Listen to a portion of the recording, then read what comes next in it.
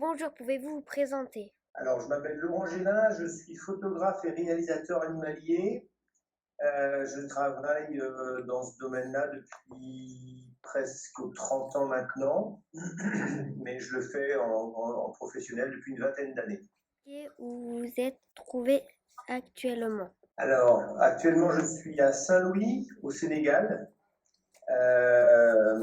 et je vais rester enfin, on est arrivé en janvier, on va partir début juillet. Que faites-vous dans la vie en dehors de vos activités professionnelles? Euh, Écoute, en fait, mon activité professionnelle me prend beaucoup de temps et je suis tout à fait passionné par ce travail. Donc, même quand je ne travaille pas vraiment, je vais quand même dans la nature et essayer d'observer les animaux. Mais autrement, bah, tu vois, j'ai un garçon de 12 ans, j'ai ma femme et donc on fait les choses que toutes les familles peuvent faire. C'est-à-dire on se balade, on profite de la vie. Là, notamment au Sénégal, tu vois, où on n'est pas vraiment. C'est un projet de voyage, mais qui n'est pas directement lié à mon travail. Mais voilà, ce qu'on aime faire, c'est être surtout beaucoup dans la nature. Quel est votre plus grand défaut? Qualité. Alors, défaut, j'en ai plein, donc tu n'auras pas le temps, j'aurai pas le temps de tout expliquer ce matin. Qualité, je pense que bah, c'est aussi un défaut en réalité, c'est être têtu. C'est-à-dire que quand on me dit non, eh ben, je ne prends pas ça comme une réponse. Et donc, quand j'ai commencé à travailler sur le lynx, par exemple, on me disait bah, tu n'y arriveras pas parce que personne n'avait jamais filmé ni photographié le lynx à l'époque. Je te parle de ça il y a 11-12 ans maintenant. Mais cependant, tu vois, j'étais assez têtu et j'ai voulu impérativement avoir des résultats et des images. Et puis finalement, tu vois, j'ai fini par faire un livre et ensuite j'ai fini par faire un film. Donc peut-être que ce défaut-là, il s'est transformé en qualité. Parmi vos défauts, quel est votre plus gros défaut? Et ben, je vais répéter la même chose qu'elle vient dit. Ouais, je suis têtu, mais j'en ai d'autres à des défauts. Mais ma femme me dit souvent que je suis monolithique, c'est-à-dire que quand j'ai quelque chose dans la tête et que j'ai une idée dans la tête, je la lâche pas, quoi. Donc c'est peut-être ça, peut-être très têtu et monolithique. D'accord. Comment on fait pour s'approcher des animaux sauvages? Il y a différentes techniques. Il y a soit ce qu'on appelle l'affût, c'est-à-dire que tu fais une cabane dans la nature et tu fais une cabane en branche ou bien avec des toiles camouflées. Et puis tu rentres dans cette cabane et puis tu attends. Et les animaux peuvent éventuellement venir. Ou bien tu t'habilles en camouflage, c'est-à-dire soit tu te mets des vêtements en camouflage, il y a même maintenant des vêtements qui sont spécialement conçus pour ça. C'est un petit peu comme des vêtements de chasse d'ailleurs, hein, mais encore plus élaborés. Et puis dans ces cas-là, tu essaies de t'approcher des animaux. Ça, c'est pas forcément le plus facile. Le plus facile, c'est quand même de rester tranquille, sans bouger, au pied d'un arbre, et puis d'attendre que les animaux s'approchent. Quel matériel Salut. utilisez-vous? Pour photographier ou filmer maintenant, les appareils sont en train de se rejoindre, donc on appelle ça les hybrides. C'est des appareils qui font et des photos et des films. Donc j'ai un appareil comme ça, ensuite j'ai un objectif qu'on appelle un téléobjectif. Donc c'est des gros zooms, des gros téléobjectifs qui permettent de rapprocher le sujet quand je veux le filmer ou le photographier. Et le troisième élément qui est très important, c'est le trépied. Ça me permet de ne pas bouger et de rester totalement immobile quand l'animal arrive, et comme ça ne bouge pas sur la photo ou sur le film. Voilà, les trois éléments, c'est le boîtier d'appareil photo, l'objectif, le téléobjectif et le trépied. Et est-ce que c'est lourd et compliqué de porter tout ce matériel? Oui, alors maintenant ça devient de plus en plus léger, parce que quand moi j'ai commencé, les téléobjectifs étaient très lourds, les appareils photo étaient très lourds, et les pieds aussi. Alors ce qui reste très lourd actuellement, c'est les trépieds, parce que les trépieds doivent toujours garder une grosse stabilité. Donc le trépied, c'est presque ce qui est le plus lourd dans ce que je porte. Mais effectivement, les téléobjectifs peuvent être très lourds. Alors quand tu passes toute la journée avec ton matériel sur le dos, c'est vrai que ça peut finir par peser. Et donc quand tu veux acheter quelque chose, du nouveau matériel, tu regardes un petit peu le poids quand même, parce que bah, c'est vrai que s'il y a 1 kilo ou 2 kilos de différence, bah, tu vas avoir tendance à prendre le plus léger si toi, ton travail, c'est plutôt de faire de l'approche, donc de marcher beaucoup. Par contre, si tu fais de l'affût, comme j'ai expliqué à ton copain tout à l'heure, tu fais de l'affût, bah, même si ton matériel est lourd, une fois qu'il est posé, bah, c'est déjà un petit peu moins gênant. Donc là, tu peux partir sur du matériel un tout petit peu plus lourd. Quand vous attendez longtemps pour voir des animaux, est-ce que c'est compliqué de manger? Bah, en règle générale, tu vois, tu prévois de rester suffisamment longtemps. Alors, il m'est arrivé une fois, par exemple, d'être tombé sur une dépouille de chamois, donc un chamois qui était mort et qui s'était fait tuer par un lynx. Et là, je n'avais pas du tout prévu de rester. Mais tu vois, pour attendre, eh bien, j'ai attendu 4 jours dans mon affût. Donc du coup, heureusement, j'avais de l'eau avec moi, donc je suis resté avec de l'eau. J'ai essayé d'économiser un minimum. J'avais quelques noix, j'avais des noix de pécan et des amandes, je crois. Et effectivement, au bout de 4 jours, je commençais à avoir très faim. Et ça, c'est vraiment exceptionnel. C'est quand tu tombes sur une occasion qu'il ne faut pas rater. Et du coup, oui, c'est un petit peu compliqué. Et quand tu sais que tu pars toute la journée et que tu vas rester toute la journée dans ton affût, bah, en fait, ce que tu fais, c'est que tu amènes à manger avec toi, en fait, tout simplement. Il y a même des fois où, si l'animal ne craint pas de sentir ton odeur, tu peux même amener quelque chose de chaud. Et ben, même si ça sent la nourriture, l'animal, notamment les oiseaux, ne vont pas sentir ça. Donc ça, ils s'en fichent. Tu ne feras pas ça avec les mammifères, parce que les mammifères, par contre, ils sentent l'odeur de la nourriture. Donc tu penses à ça, tu penses à tous ces petits détails. Selon l'animal que tu vas photographier, c'est plus ou moins facile d'amener la nourriture. Qu'est-ce qui vous a motivé pour commencer à filmer des animaux et faire des films? Ben, en fait, alors écoute, je ne sais pas si ta maîtresse écoute là, mais en gros, moi, j'aimais pas trop l'école. Et ce qui m'intéressait le plus, c'était de prendre la nature et de regarder les animaux. Donc je me suis dit, bah, autant que je fasse ça comme métier, comme ça au moins je m'embêterai pas. Et effectivement, il y avait plein de gens qui m'ont dit, les adultes me disaient, bon, tu n'y arriveras pas, c'est pas un métier, etc. Et puis finalement, bah, tu vois, je suis arrivé et là, j'ai vraiment ce que je disais tout à l'heure à ta copine, c'est bah, j'ai pas l'impression de travailler en fait. Tu vois, quand je vais là, tu vois, je suis allé pendant 15 jours, je suis allé dans la brousse là, pour photographier les lions. Et ben, je t'avoue que j'ai pas l'impression de travailler en fait. Donc c'est vraiment une passion, j'adore ça. Et même pour toi, hein, si tu as une passion, je pense que c'est vraiment intéressant de pouvoir la lier à ton travail parce qu'après le travail, bah, tu fais ça toute ta vie. Du coup, autant que tu fasses quelque chose qui te plaise, quoi. Vous avez tourné combien de films et en combien de temps à chaque fois en moyenne? Alors, c'est un peu particulier parce que moi, j'ai fait qu'un seul film pour le cinéma, donc il s'appelait Lynx. J'ai fait un autre documentaire sur le lynx aussi, et là, ça m'a pris beaucoup moins de temps. Donc, le film sur le lynx en tant que tel m'a pris 7 ans. Et le documentaire, bah, je l'ai fait en parallèle, mais ça m'a pris à peine 1 an et demi, quoi. C'était beaucoup plus simple. Et après, autrement, j'ai fait des courts-métrages et qui là sont beaucoup plus faciles à faire, quoi. Ça demande quelques semaines, voire quelques mois seulement. Vous faites que des films animaliers ou des autres films? Alors en fait, moi, ma femme, elle est anthropologue, donc on travaille aussi de temps en temps ensemble. On fait des petits montages ou des petits courts-métrages. Et là, tu vois, au Sénégal, je suis en train de monter un film qu'on a filmé au Costa Rica. Donc j'essaye toujours de mettre des animaux dedans, même si elle est râle. Parce que moi, forcément, j'ai toujours envie de mettre quelques animaux, donc je filme forcément des animaux, même quand on filme des humains.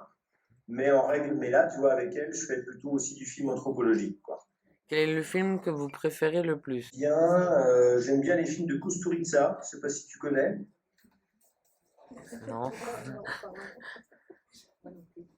Il y a un film qui s'appelle Chat noir, chat blanc, que j'aime beaucoup. Autrement, écoute, il y a aussi plein de séries plutôt animalières que j'aime beaucoup. C'est plutôt des productions qui sont faites par la BBC, par exemple, et qui, elles, sont qui font des images assez incroyables sur le monde animalier. Donc là, plutôt sur le monde animalier, c'est des productions qui ne sont pas des films, mais qui sont des séries. Et autrement, voilà, il y a des films comme Jim Jarmusch ou Kusturica que j'aime beaucoup. Quel est le film que vous avez réalisé qui a connu le plus grand succès? Eh ben, écoute, le film Lynx qui est sorti là, donc, en janvier a plutôt bien fonctionné puisqu'on a dépassé les 110 000 entrées en France et on a 60 000 entrées ensuite. Donc tu vois, on a 170 000 entrées. Et bah, tu vois, moi je connais pas trop, enfin je connaissais pas trop ce business auparavant, mais a priori il y a beaucoup de films qui dépassent pas les 20 000 ou 30 000 entrées. Donc, tu vois, pour un film sur une monographie d'un animal, c'est plutôt un beau succès. Donc, les producteurs sont contents, les producteurs sont contents, moi je suis content. Quand vous étiez à la recherche des lynx et que vous ne les trouviez Ouais. plus dans la forêt, pourquoi est-ce que vous n'avez pas abandonné? Bah, effectivement, il suffit de comprendre une chose, c'est que même si ça marche pas pendant plusieurs semaines, voire plusieurs mois, à un moment donné, ça va marcher. Mais il faut être comme je disais tout à l'heure, hein, un peu persévérant, quoi. Et du coup, faut pas lâcher. Et je crois que c'est ça qui a fait que ça a fonctionné sur ce projet sur le lynx, c'est que je savais qu'il y avait des moments très longs où j'allais pas le voir, mais qu'à un moment donné, j'allais peut-être effectivement l'apercevoir et le filmer. Donc c'est ça qui m'a permis de tenir, c'est de savoir que la chance allait tourner, quoi. Votre film tourne-t-il dans le monde entier ou juste en France?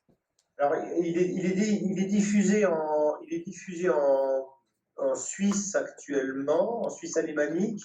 Normalement, il devrait être diffusé en Allemagne et en Angleterre. Comment Comment se fait? la diffusion? Non, alors en fait, à partir du moment où moi j'ai fini le montage et tout le mixage du film, c'est vrai qu'après tout ça, c'est vraiment des métiers qui sont très différents et qui ne me concernent plus. Je dirais même qu'il y a des fois où j'apprends les choses à la dernière minute. Le diffuseur, c'est un monsieur Wyndham qui peut avoir différentes salles de cinéma en France ou un réseau de salles en France et avec qui la production a eu un accord avant même de signer d'ailleurs souvent la réalisation du film. Et du coup, dès que le film est terminé, ils vont s'arranger à placer et à sortir le film au bon moment. Donc, par exemple, par rapport à des fêtes de fin d'année ou bien à d'autres types de films, les diffuseurs, eux, vont réfléchir à quelle est la meilleure stratégie pour le film, quoi. Où vous avez tourné vos films et pourquoi? Bah, pour le lynx, en réalité, moi, j'habite dans le Jura suisse, en fait. Donc, je travaille en Suisse et donc, le film que j'ai vraiment filmé à 5-10 minutes de chez moi, en fait. Donc, c'est vraiment dans le Jura que j'ai filmé. Vous travaillez seul ou en équipe? Alors, je travaille principalement seul, surtout pour ce type de projet, parce que c'est des projets qui sont longs et tu peux pas embaucher quelqu'un sur 5-6 ans, c'est presque impossible. Par contre, j'ai été aidé évidemment dans des choses que moi je sais moins faire. Donc, par exemple, la prise de son. C'est un ami qui est venu pour prendre le son de la nature de façon à pouvoir le coller sur les images du film. Et puis après, évidemment, je travaille avec une monteuse, donc quelqu'un qui va monter mes images et qui va raconter l'histoire. Après, il y a des étalonneurs, il y a des tas de gens qui vont travailler avec mes images pour réussir à faire le film. Donc moi, le film, c'est pas moi qui le fais en tant que tel. Moi, je réalise et je fais la prise de vue. Et puis, j'écris aussi le scénario. Mais par contre, tout le reste, c'est fait par des gens qui savent mieux faire que moi des métiers beaucoup plus techniques. L'écriture enfin, vous dites que vous faites l'écriture du scénario, elle intervient avant vos prises d'images ou après, une fois que vous avez de la matière première, en fait? Ouais, alors là, en fait, c'est un projet qui est très particulier parce qu'au début, ce film-là devait être à 52 minutes, il devait être pour la télé. Donc moi, il me suffisait uniquement d'avoir quelques images de lynx pour pouvoir raconter une histoire qui était plutôt d'ailleurs mon histoire à l'époque. C'était un peu ça comme ça qu'on avait construit l'idée. Sauf que j'ai fini par avoir suffisamment d'images pour pouvoir raconter une histoire. Effectivement, grâce à la matière que j'avais au début, j'ai réussi à écrire quelque chose de plus singulier pour le cinéma. Et par conséquent, normalement, on écrit le scénario avant de filmer. Mais dans ce type de film animalier, purement animalier, sans utiliser des animaux, parce que c'est ce qu'on... Et ben là, on est obligé un petit peu d'écrire avec les images qu'on a, quoi. Comment faites-vous le choix de vos sujets de film? C'est par mon intérêt, en fait. Tu vois, que ce soit des sujets de films ou sujets de photos, c'est selon là où je suis. J'aime bien les sujets en plus, j'aime bien les sujets qui sont des sujets de proximité. Donc, tu vois, un de mes premiers sujets qui a vraiment bien marché avec la BBC, c'était un sujet sur les animaux en ville. Et c'est tout simplement parce qu'autour de moi, j'avais des animaux quand j'habitais à Londres. J'avais des animaux autour de moi, notamment des renards, j'avais des faucons, j'avais des tas d'oiseaux et des animaux qui vivaient autour de moi à Londres. Et du coup, j'ai choisi ce sujet de proximité. Et le lynx, c'est tout simplement parce que j'habite dans le Jura. Et du coup, je me suis dit, c'est quand même incroyable que personne n'ait pu photographier ou filmer cet animal alors qu'il habite à 5 minutes de chez moi. Et puis, il y a aussi forcément un attrait pour toute la vie sauvage. Donc, quasiment tout m'intéresse, en fait. Pourquoi c'est si important de filmer la nature alors qu'il suffit de la regarder? Si vous avez la possibilité de voir la nature assez facilement, bah c'est un vrai privilège, mais en fait, il y a plein de gens qui, eux, n'ont pas cette occasion-là. Et même à la limite, dans ce que je filme habituellement, le lynx, par exemple, il y a quand même très peu de gens qui ont eu l'occasion de le voir. Donc, c'est un peu pour montrer aux gens que même quand ils se baladent dans la forêt, ils ne voient pas forcément tout. Et par conséquent, on voit, c'est un peu pour montrer aux gens tout ce qu'il peut y avoir de beau, même si ces gens-là le voient pas. Et puis il y a plein de gens qui vont même pas dans la nature parce qu'ils habitent pas dans des lieux. Et donc c'est compliqué pour eux d'aller dans la nature. Donc c'est un peu pour leur montrer ce qu'il y a autour d'eux, les encourager éventuellement à préserver aussi ce milieu qu'ils ne connaissent pas forcément bien. Quelle est votre plus grande fierté dans votre vie en général?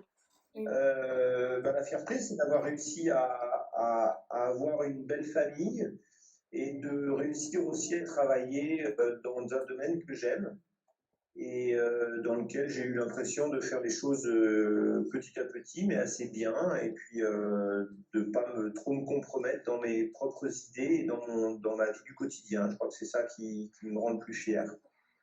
Est-ce que vous pouvez nous parler de votre projet actuellement? Alors, je suis en train d'écrire justement le prochain film, là.